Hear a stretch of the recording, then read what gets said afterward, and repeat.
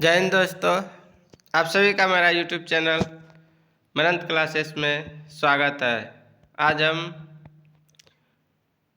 Monthly current affair series के तहत जुलाई month का परीक्षा की दृष्टि से अति महत्वपूर्ण करंट अफेयर्स लेकर आए हैं। यह वीडियो करंट अफेयर की दृष्टि से अति महत्वपूर्ण है। आने वाले अभी जो भी एग्ज़ाम होंगे हाल फिलहाल में, उसमें करंट अफेयर से अवश्य कोई ना कोई प्रश्न पूछा जाता है और पूछा जाएगा। इसलिए कोई भी एग्ज़ाम देने से पहले एक बार इस वीडियो को अवश्य देख लें। तो चलिए शुरू करते हैं जुलाई 2022 का महत्वपूर्ण करंट अफेयर्स। SCO यानी शंघाई सहयोग संगठन देशों के बीच संपर्क तथा पर्यटन को बढ़ाने के लिए भारतीय शहर वाराणसी को SCO की पहली सांस्कृतिक और पर्यटन राजधानी घोषित किया गया है। SCO का मुख्यालय बीजिंग में है और इसकी स्थापना 2001 में हुई थी। प्रधानमंत्री नरेंद्र मोदी ने भारतीय नौसेना में स्वदेशी प्रौद्योगिकी के प्रयोग को बढ़ावा देने के लिए स्प्रिंट चैलेंज की शुरुआत की।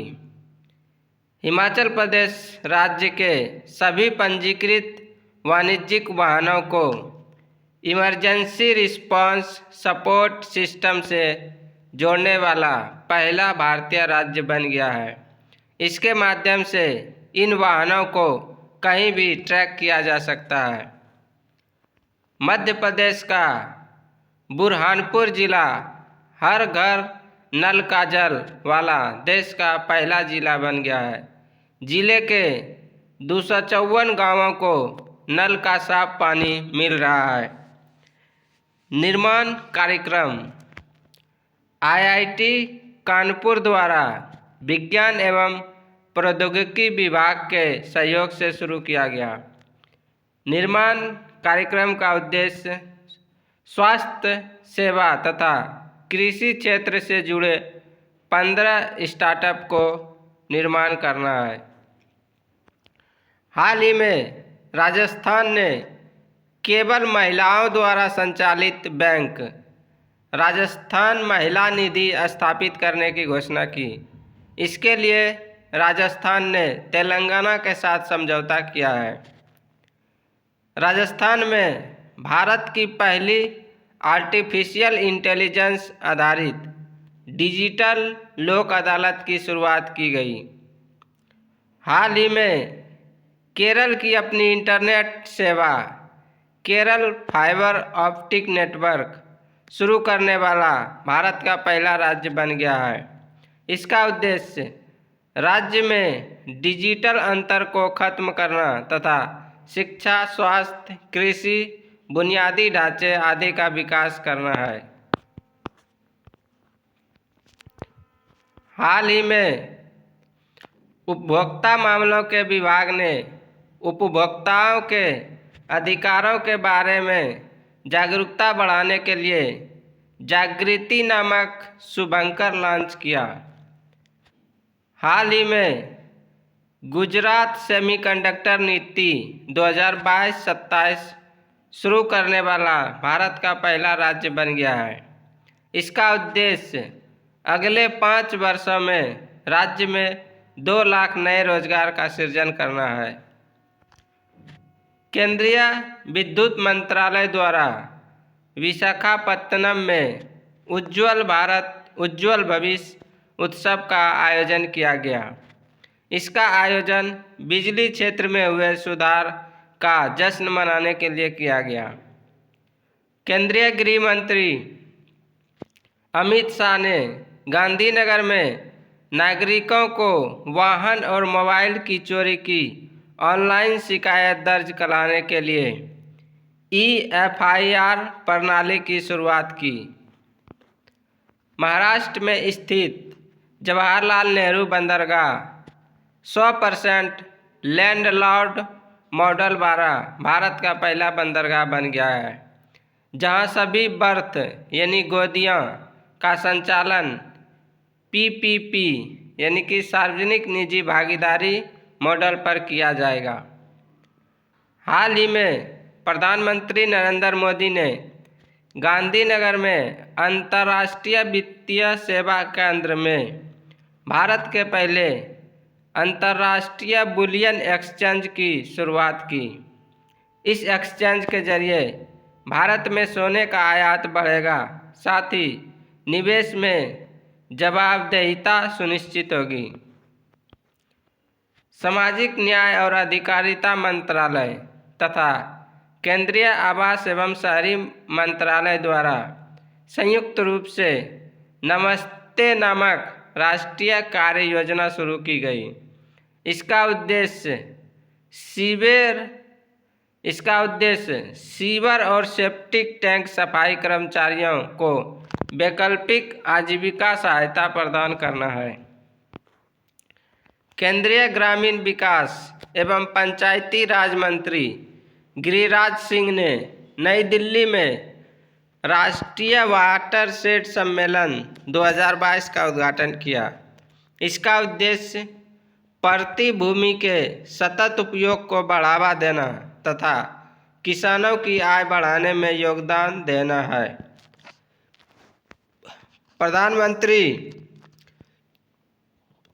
प्रधानमंत्री नरेंद्र मोदी ने उत्तर प्रदेश के जालौन जिले में बुंदेलखंड एक्सप्रेस वे का उद्घाटन किया। इसकी लंबाई 296 किलोमीटर है। यह 4 लेन वाला एक्सप्रेस है जो 7 जिलों से गुजरेगा। फ्लिपकार्ट ने ई-कॉमर्स लॉजिस्टिक क्षेत्र के लिए आपूर्ति श्रृंखला संचालन अकादमी का विस्तार करने हेतु बिहार राज्य कौशल विकास मिशन के साथ समझौता किया। प्रथम खेलो इंडिया फेंसिंग वीमेन लीग का आयोजन नई दिल्ली में किया गया।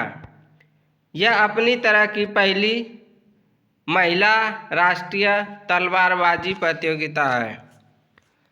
हाल ही में उत्तराखंड केंद्र की नई शिक्षा नीति 2022 को प्री प्राइमरी स्तर पर लागू करने वाला देश का पहला राज्य बन गया है। अर्न विद लर्न योजना त्रिपुरा सरकार ने शुरू किया है। इसका उद्देश्य कोविड-19 के दौरान स्कूल छोड़ चुके विद्यार्थियों को स्कूल में वापस लाना है। भारतीय विमानपत्तन प्राधिकरण द्वारा लद्दाख के लेह हवाई अड्डे को भारत का पहला कार्बन न्यूट्रल हवाई अड्डा के रूप में विकसित किया जा रहा है। भारतीय राष्ट्रीय राजमार्ग प्राधिकरण ने महाराष्ट्र के नागपुर में सबसे लंबा डबल डेकर फ्लाईओवर का निर्माण कर विश्व रिकॉर्ड बनाया। इसकी लंबाई 3.14 किलोमीटर है। भारत की इलेक्ट्रिक वाहन कंपनी ओला भारत की पहली स्वदेशी रूप से विकसित लिथियम आयन बैटरी का उत्पादन 2023 से शुरू करेगी।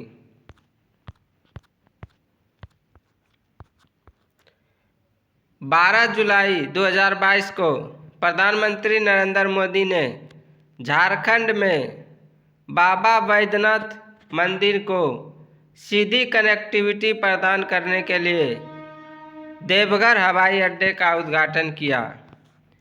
11 जुलाई 2022 को नई दिल्ली में पहली बार रक्षा में आर्टिफिशियल इंटेलिजेंस संगोष्ठी और प्रदर्शनी का आयोजन किया गया, जिसका उद्घाटन रक्षा मंत्री राजनाथ सिंह ने किया।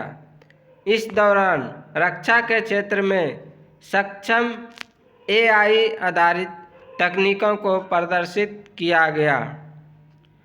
11 जुलाई को प्रधानमंत्री नरेंद्र मोदी ने नए संसद भवन के छत पर बने राष्ट्रीय प्रतीक का अनावरण किया।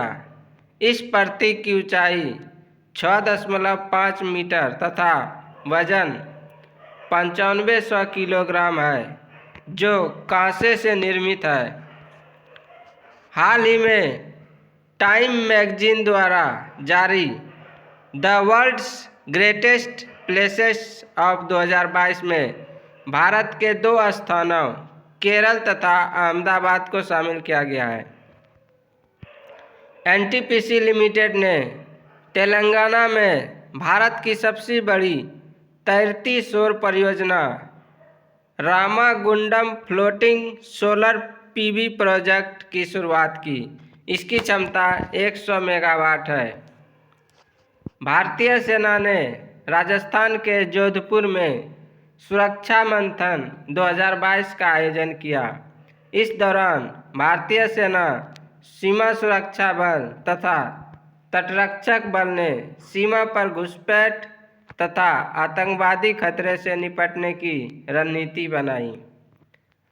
महाराष्ट्र विधानसभा में अध्यक्ष चुने गए राहुल नार्वेकर भारत के सबसे युवा स्पीकर बन गए हैं। मुंबई में वैश्विक फिल्म पर्यटन सम्मेलन का उद्घाटन किया गया। इसका उद्देश्य भारतीय और अंतर्राष्ट्रीय फिल्मों के माध्यम से सामाजिक संदेश को बढ़ावा देना है। प्रधानमंत्री नरेंद्र मोदी ने गुजरात के गांधीनगर में डिजिटल इंडिया सप्ताह 2022 का उद्घाटन किया। इस दौरान उन्होंने डिजिटल इंडिया भाषिनी लॉन्च की, जो स्थानीय भाषाओं में डिजिटल सेवाओं तक पहुंच बढ़ाएगा। परीक्षा संगम पोर्टल सीबीएसई द्वारा लॉन्च। परीक्षा संगम पोर्टल का उद्देश्य 10वीं और 12वीं की बोर्ड परीक्षाओं तथा अन्य विवरणों को सुव्यवस्थित करना। इस पोर्टल की मदद से परीक्षा संबंधित सभी जानकारी जैसे पंजीकरण, क्षेत्रीय कार्यालय के साथ संचार सुविधा, परीक्षा सामग्री और सभी प्रकार के रिजल्ट आदि जानकारी छात्र एक ही जगह पर प्राप्त कर सकेंगे। विज्ञान एवं प्रौद्योगिकी मंत्री डॉक्टर जितेंद्र सिंह ने नई दिल्ली में भारत के पहले राष्ट्रपति डॉक्टर राजेंद्र प्रसाद के सम्मान में doctor Rajendra Prasad memorial award की शुरुआत की। यह सम्मान लोक प्रशासन में उत्कृष्ट योगदान हेतु दिया जाएगा। अंतर्राष्ट्रीय मुद्रा कोष की पहली महिला मुख्य अर्थशास्त्री गीता गोपीनाथ IMF की पूर्व मुख्य अर्थशास्त्रियों की दीवार पर प्रदर्शित होने वाली पहली महिला तथा दूसरी भारतीय बनी। इससे पहले रघुराम राजन को यह सम्मान प्राप्त हुआ था।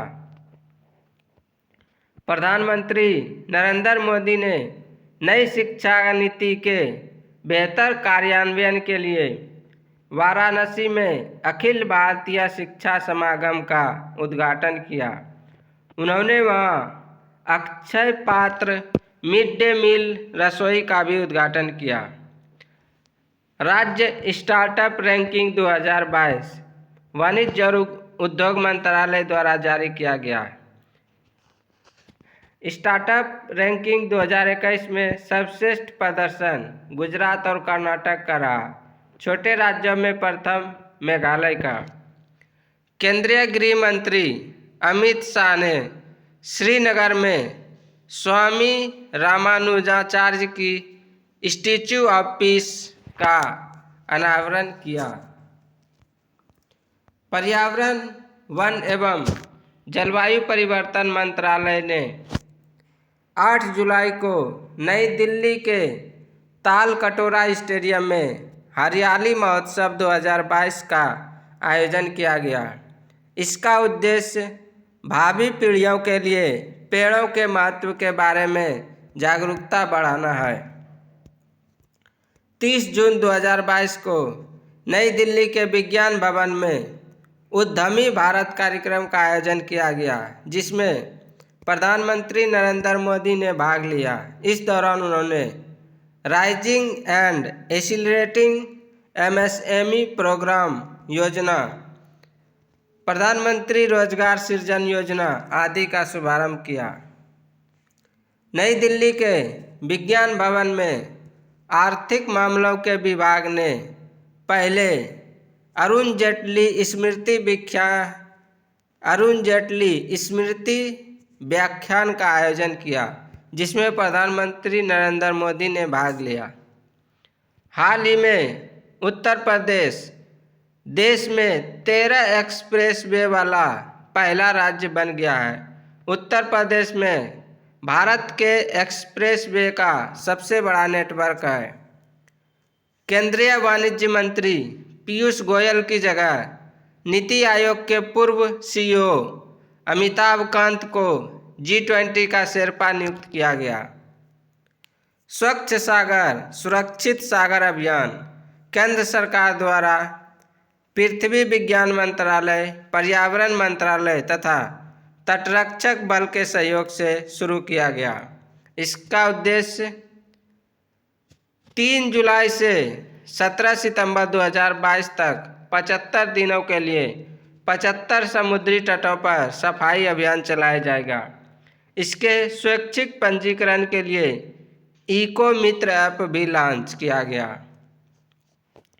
महाराष्ट्र सरकार ने औरंगाबाद शहर का नाम बदलकर संभाजी नगर तथा उस्मानाबाद का नाम बदलकर धाराशिव करने का निर्णय लिया। 10 जुलाई 2022 को गुजरात के सूरत में प्राकृतिक खेती सम्मेलन का आयोजन किया गया, जिसे प्रधानमंत्री नरेंद्र मोदी ने संबोधित किया। हाल ही में राष्ट्रीय स्मारक प्राधिकरण ने बाबा साहेब भीमराव अंबेडकर से जुड़े 2 स्थलों गुजरात के संकल्प भूमि बरगद पेड़ परिसर तथा महाराष्ट्र के प्रतापराव भोसले हाई स्कूल सतारा को राष्ट्रीय महत्व का स्मारक घोषित करने की सिफारिश की। इसके अलावा राजस्थान में स्थित मानगढ़ पहाड़ी को भी राष्ट्रीय महत्व का स्मारक घोषित करने की सिफारिश की गई। हाल ही में तेलंगाना सरकार ने राज्य में स्टार्टअप को बढ़ावा देने के लिए टी हब 2.0 सुविधा शुरू की। हिमाचल प्रदेश सरकार ने single use plastic buy back योजना की शुरुआत की, जिसके तहत सरकार स्कूलों व कॉलेजों के छात्रों से सिंगल यूज प्लास्टिक के आइटम खरीदेगी।